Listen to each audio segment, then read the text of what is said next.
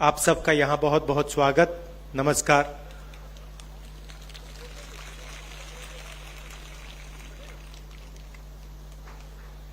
पिछले चुनाव में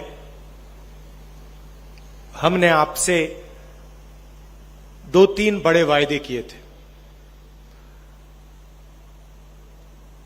किसानों को अपनी मेहनत का सही फल, उनका कर्जा माफी, बिजली बिल हाफ, ये वायदे हमने आपसे कही थे। और जब हम आपसे ये वायदे कर रहे थे तो हिंदुस्तान के प्रधानमंत्री और बीजेपी के बड़े बड़े नेता ऐसे स्टेज से हर रोज कह रहे थे कि ये वायदे पूरे नहीं हो सकते। और जैसे ही हमारी सरकार बनी, ऐसी मीटिंग में 5 साल पहले हमने कहा था, जैसे हमारी सरकार बनेगी, समय नहीं लगेगा, एकदम जो हमने वायदे किए हैं उनको हम पूरा करेंगे। और खुशी से मैं कहता हूं कि जिस काम को बीजेपी ने कहा था कि नहीं किया जा सकता, उस काम को हमने 2 घंटों में करके दिखा दिया पूरे प्रदेश को। 10,000 करोड़ रुपए किसानों का कर्जा माफ, बिजली बिल हाफ, किसान न्याय योजना 23,000 करोड़ रुपए 26 लाख किसानों को,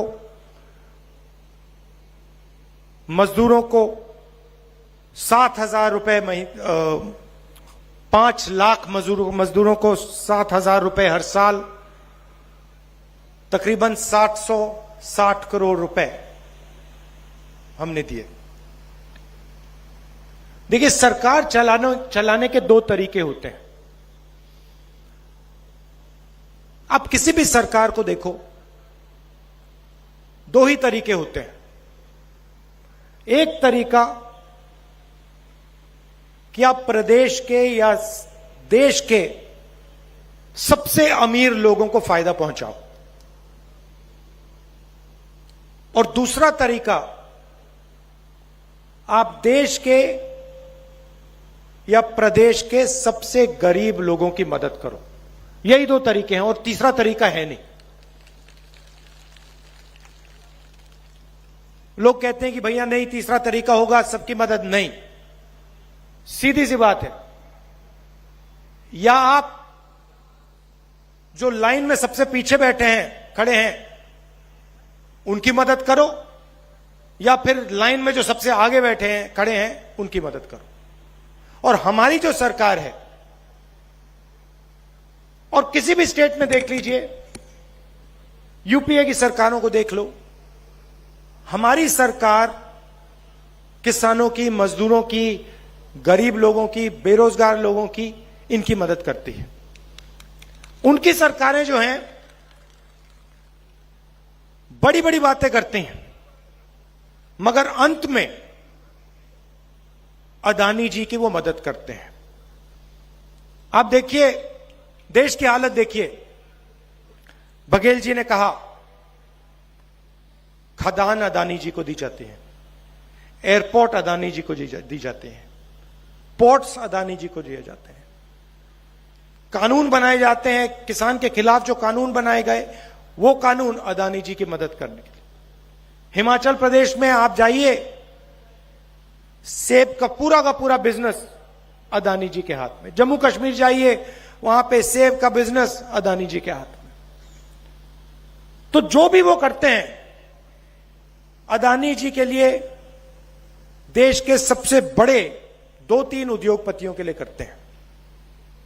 और जो भी हम करते हैं, हम किसानों के लिए करते हैं, मजदूरों के लिए करते हैं, आदिवासियों के लिए करते हैं, दलितों के लिए करते हैं, पिछड़ों के लिए करते हैं।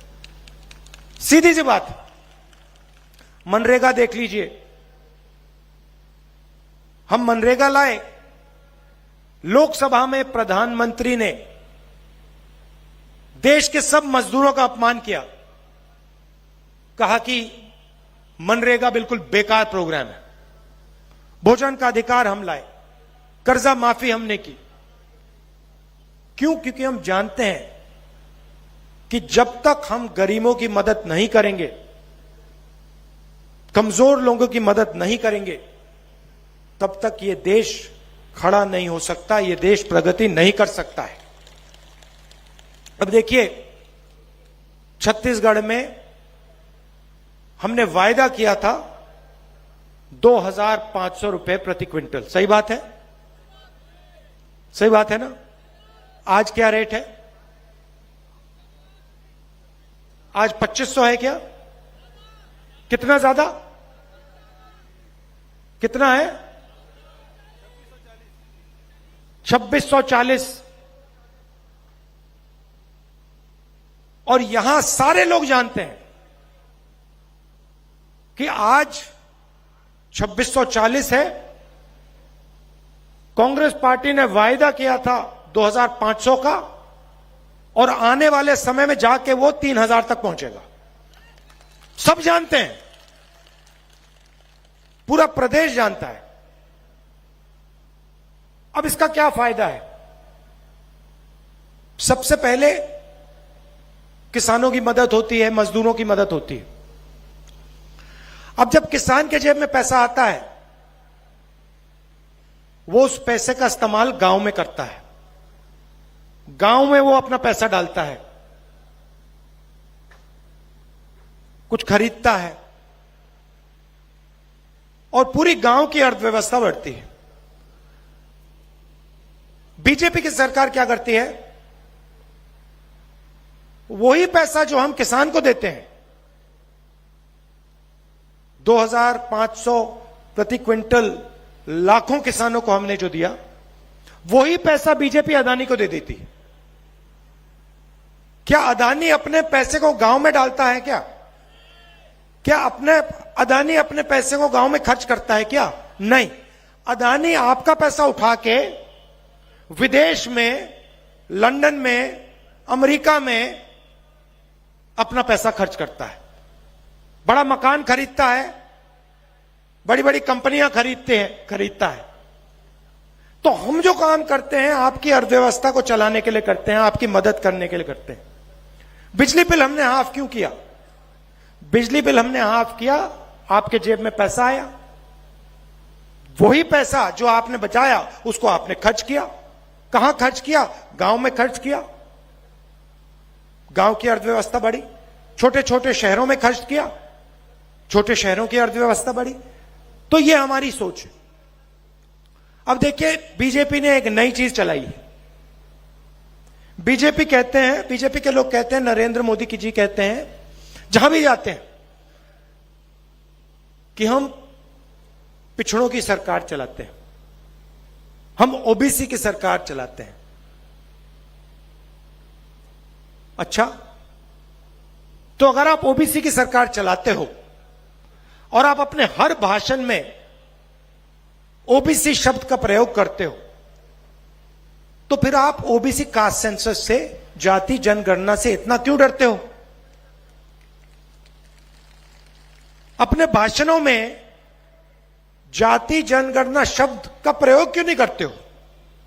और जो हमने आंकड़े निकाले थे जब हमारी सरकार थी दिल्ली में, उनको आप रिलीज क्यों नहीं करते? क्योंकि आप जानते हो कि आज के हिंदुस्तान में जितनी भागीदारी ओबीसी वर्ग की होनी चाहिए, नहीं है। यह सच्चाई आप जानते हो, और इस सच्चाई को आप देश के ओबीसी युवाओं को नहीं बताना चाहते, उनसे आप यह सच्चाई छुपाना चाहते हो। भाइयों और बहनों, पार्लियामेंट में मैंने भाषण दिया, जाति जनगणना का भाषण था, तो मैंने आंकड़े निकाले। मैं आपको एक उदाहरण देना चाहता हूं। नरेंद्र मोदी जी कहते हैं ओबीसी की सरकार चलाते हैं। यह आंकड़ा आप सुन लीजिए, और देश के सब ओबीसी युवाओं को यह सुनना चाहिए, क्योंकि आपके भविष्य की बात, आपके रोजगार की बात हो रही है। तो जो भी ओबीसी वर्ग के लोग हैं, आप अच्छी तरह सुनिए।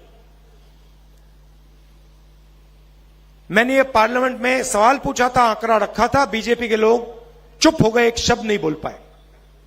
वही लोग जो ओबीसी की सरकार चलाते हैं।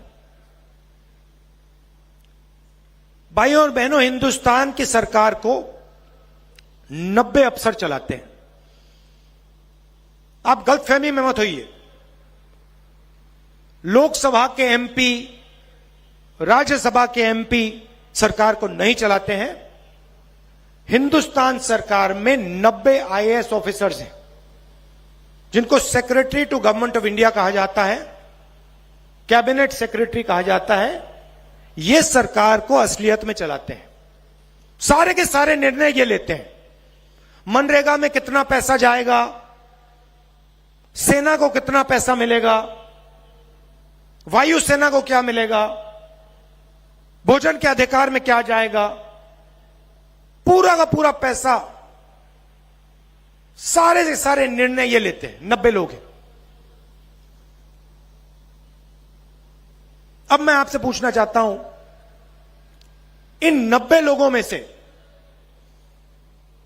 जो हिंदुस्तान की सरकार को चलाते हैं, रीढ़ की हड्डी जो है, सारे के सारे निर्णय लेते हैं, इन 90 लोगों में से पिछड़े वर्ग के कितने लोग हैं? भाई और बहनों, 3।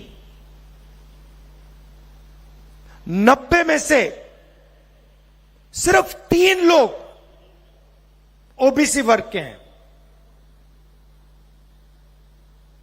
हिंदुस्तान का बजट तकरीबन 45 लाख करोड़ रुपए का है।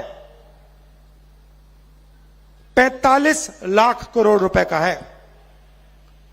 उसमें से ये 3 अफसर सिर्फ 5% बजट पर निर्णय लेते हैं। अब मेरा सवाल है, क्या हिंदुस्तान में ओबीसी की आबादी सिर्फ 5% है? जहां भी जाते हैं हम, पिछड़े लोग मिलते हैं, ओबीसी लोग मिलते हैं, हर प्रदेश में मिलते हैं। देश की रीढ़ की हड्डी हैं, अलग अलग काम करते हैं। 5% हो ही नहीं सकते, सवाल ही नहीं उठता। कम से कम 50-55% ओबीसी वर्ग है हिंदुस्तान में। मगर यह सच्चाई नरेंद्र मोदी जी आपको नहीं बताना चाहते।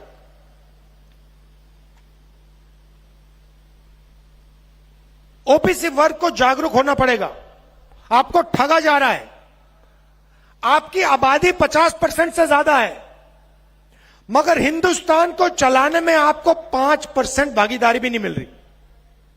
और जब मैंने यह सवाल नरेंद्र मोदी जी के सामने पूछा, और मैं आज फिर पूछ रहा हूं, नरेंद्र मोदी जी, आपने इस सवाल का जवाब क्यों नहीं दिया कि हिंदुस्तान में 50% ओबीसी वर्ग है,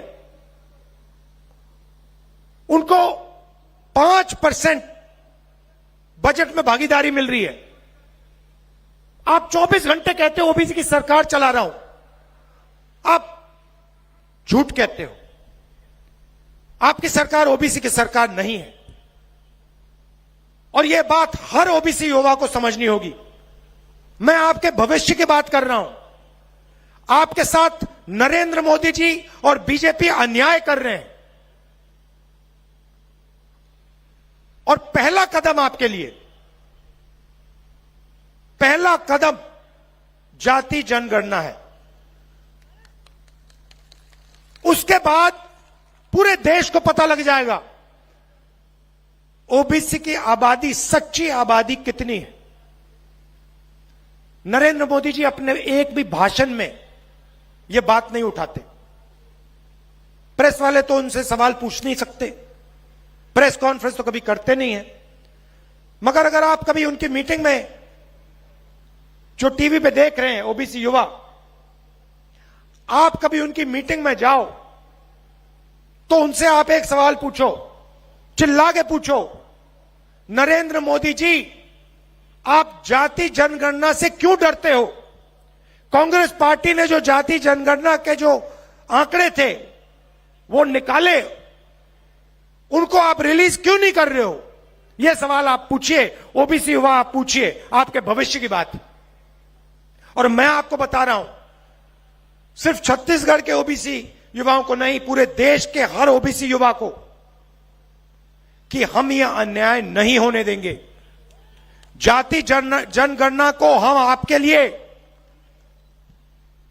जल्दी से जल्दी करवा देंगे। दिल्ली में सरकार आएगी, जैसे हमने यहां कहा था 2 घंटे में काम शुरू हो जाएगा।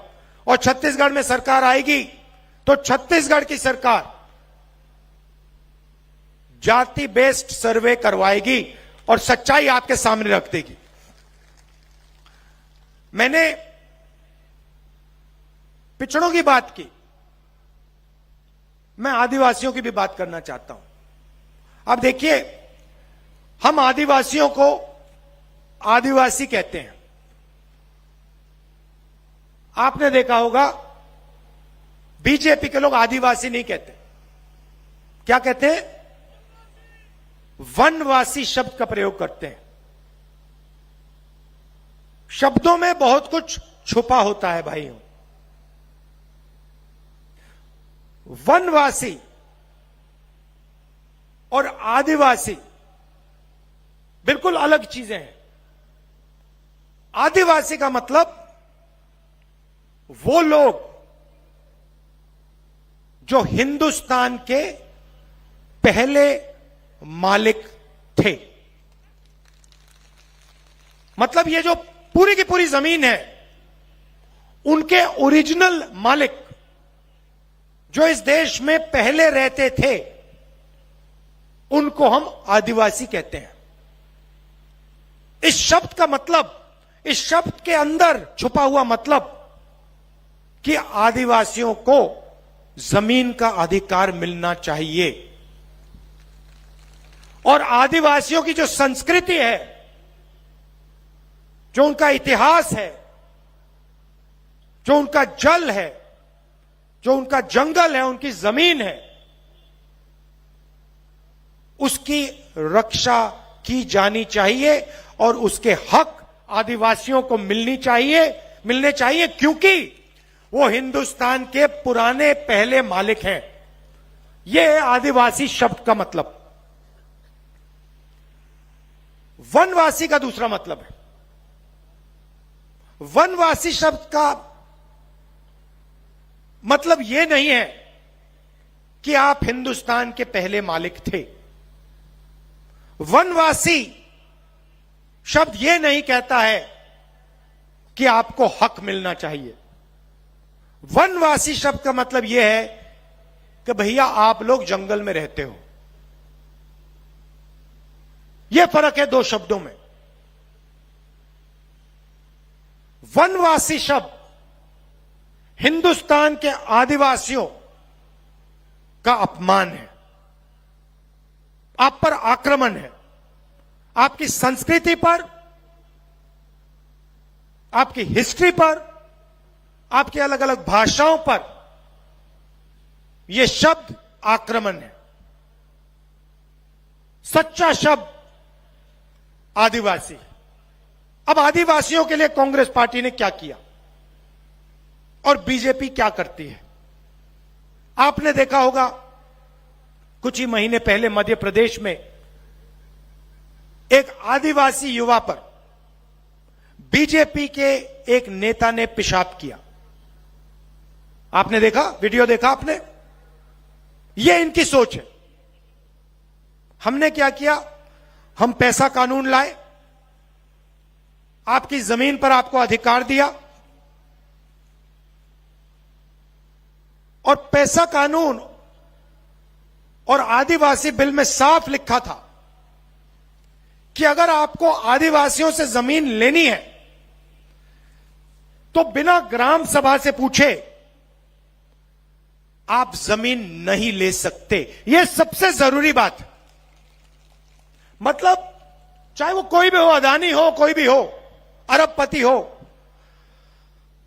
अगर उसे आदिवासियों से जमीन लेनी है तो आदिवासियों से पूछकर, ग्राम सभा से पूछकर परमिशन लेकर जमीन ली जा सकती है, नहीं तो नहीं। बहुत बड़ा काम था। बीजेपी ने क्या किया, ये जो परमिशन लेने की जरूरत थी, ग्राम सभा से परमिशन लेने की जरूरत थी, इसको उन्होंने रद्द कर दिया। पैसा कानून और आदिवासी बिल को उन्होंने अंदर से खोखला कर दिया। छत्तीसगढ़ में आपकी जमीन नहीं ली जा सकती, क्योंकि हम यहां खड़े हैं, सोनिया जी खड़ी हैं, खारगे जी खड़े हैं, मैं खड़ा हूं, आपके चीफ मिनिस्टर टीएस सिंह, हम सब खड़े हैं, नहीं ले सकते। मगर बाकी देश में नरेंद्र मोदी, उनकी सरकार आदिवासियों से, गरीबों से बिना परमिशन लिए जमीन छीन लेती है। अब देखिए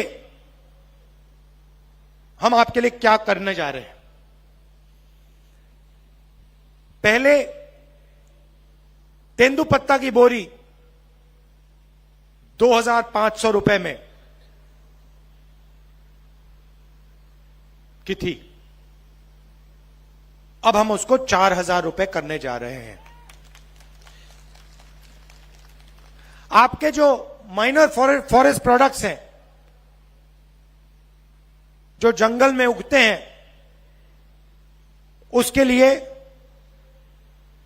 10 रुपए एक्स्ट्रा हम एमएसपी देने जा रहे हैं। अच्छा, एक और बात, बहुत जरूरी बात, जहां भी बीजेपी के नेता जाते हैं वो हिंदी की बात करते हैं, कहते हैं हिंदी सबसे जरूरी भाषा है, और कहते हैं कि देखिए छत्तीसगढ़िया और अंग्रेजी जरूरी भाषाएं नहीं है। हमारी सोच अलग है। हम कहते हैं हिंदी भी जरूरी है, छत्तीसगढ़िया भी जरूरी है और अंग्रेजी भी जरूरी है। क्यों? कि अगर आपको छत्तीसगढ़ में बातचीत करनी है तो आप छत्तीसगढ़िया का प्रयोग करोगे। अगर आपको यूपी में बात करनी हो, आप यूपी जाओ, मध्य प्रदेश जाओ, तो हिंदी काम आएगी। और अगर आप बाकी दुनिया के लोगों से बात करना चाहो, कोई टूरिस्ट आए उससे आप बात करना चाहो, कोई बड़ी कंपनी का मालिक अमेरिका से आए उससे आप बात करना चाहो, तो फिर अंग्रेजी चलेगी। तो हम चाहते हैं कि आप जहां भी जाओ आप भाषा का प्रयोग कर पाओ और उसका फायदा उठा पाओ। अब आप एक काम कीजिए, किसी भी बीजेपी के नेता से आप पूछ लीजिए, जो स्टेट से 24 घंटा कहते हैं कि भैया अंग्रेजी खराब है, सिर्फ हिंदी होनी चाहिए। आप उनसे एक सवाल पूछिए,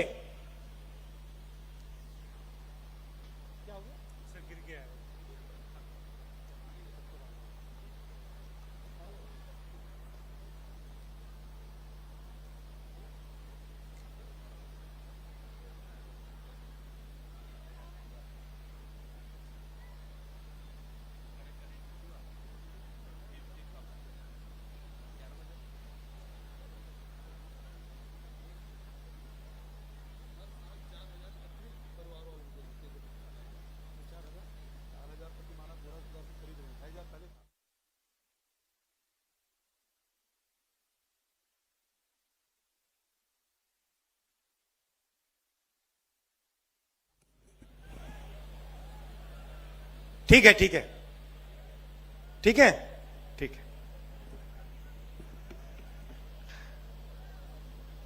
तो आप किसी भी बीजेपी के नेता से पूछो कि आप हिंदी की इतनी बात करते हो, आप अंग्रेजी के खिलाफ बात करते हो, एक बात बता दो, आपके जो बच्चे हैं वो इंग्लिश मीडियम स्कूल में जाते हैं, हां या ना? और सारे के सारे बीजेपी के नेता चुप हो जाएंगे, क्योंकि ये सब लोग जो 24 घंटा हिंदी हिंदी हिंदी बोलते हैं और कहते हैं कि गरीबों को अंग्रेजी नहीं सीखनी चाहिए, ये सारे के सारे अपने बच्चों को इंग्लिश मीडियम स्कूल में पढ़ाते हैं, क्योंकि ये चाहते हैं कि हमारे जो आदिवासी वर्ग के लोग हैं, पिछड़े लोग के वर्ग हैं, दलित लोग के वर्ग हैं, वो बाकी दुनिया से बात ना कर पाए, बाकी दुनिया की सच्चाई उनको ना समझ आ जाए, बाकी दुनिया के साथ वो बिजनेस कभी ना कर पाए। इसीलिए ये लोग अंग्रेजी को नहीं चलाना चाहते, सिर्फ अपने बच्चों को इंग्लिश स्कूल में भेजना चाहते हैं, मगर आपके बच्चों को अंग्रेजी नहीं सिखाना चाहते। इसीलिए हमने पूरे छत्तीसगढ़ में टॉप क्वालिटी के अंग्रेजी स्कूल खोले हैं कि गरीब से गरीब लोग अपने बच्चों को हिंदी, छत्तीसगढ़िया और अंग्रेजी सिखा पाए। और अब हम आपके लिए बहुत बड़ा कदम उठाने जा रहे हैं, जिसको हम केजी टू पीजी कहते हैं। केजी टू पीजी के वायदे में केजी से लेकर पीजी तक छत्तीसगढ़ के सारे स्कूल और कॉलेजेस में छत्तीसगढ़ की जनता को मुफ्त में शिक्षा मिलेगी, एक पैसा नहीं देना पड़ेगा। सरकारी स्कूलों में, हाँ, सरकारी स्कूलों में मुफ्त में आपको शिक्षा मिलेगी। तो देखिए, जो भी हम करते हैं, हम छत्तीसगढ़ की गरीब जनता के लिए, किसानों के लिए, मजदूरों के लिए, छोटे दुकानदारों के लिए करते हैं। और जो भी वो करते हैं वो हिंदुस्तान के अरबपतियों के लिए, सबसे अमीर लोगों के लिए करते हैं। देख लीजिए, नोटबंदी से आपको फायदा हुआ, अदानी को फायदा हुआ। जीएसटी से आपको फायदा हुआ, अदानी को फायदा हुआ।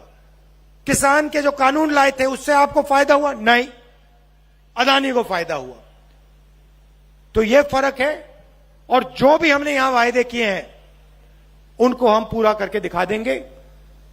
जैसे ही हमारी सरकार बनेगी, जो भी हमने आपको कहा है वो हम पूरा करके आपको दिखा देंगे।